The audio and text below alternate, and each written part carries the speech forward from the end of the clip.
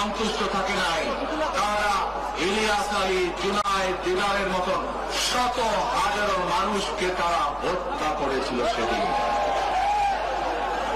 তারা বাংলাদেশের লক্ষ লক্ষ বিএনপি সহ লক্ষ লক্ষ সাধারণ মানুষকে গুম খুনের মামলা দিয়ে জর্জরিত করেছিল।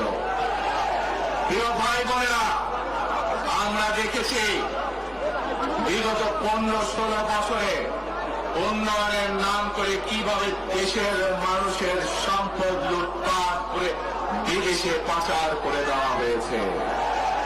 আজকে এই যে ঢাকা থেকে সিলেট বা সিলেট থেকে ঢাকা যে মহাসড়ক 2005 সালে আমি এসেছিলাম, সুনামগঞ্জে বন্যা হয়েছিল, আমার আসতে আসতে লেগেছিল 4.5 ঘন্টার মতো।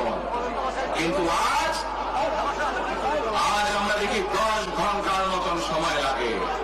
সিলেটের এই পুণ্যভূমির মানুষ, বহু মানুষ আছেন যারা লন্ডনে যাতায়াত করেন, লন্ডন যেতেও এত সময় লাগে না, প্লেনে করে যেতেও।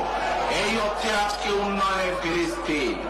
প্রিয় ভাই বোনেরা, গত 15-16 বছরে আমরা দেখেছি কিভাবে একের পর এক নির্বাচনে ব্যালট বাক্স ছিনতাই হয়েছে, কিভাবে অনিদানি নির্বাচন হয়েছে, কিভাবে নিশিরাতের নির্বাচন হয়েছে এবং এই নির্বাচনগুলোর মাধ্যমে, তথাকথিত নির্বাচনের মাধ্যমে বাংলাদেশের মানুষের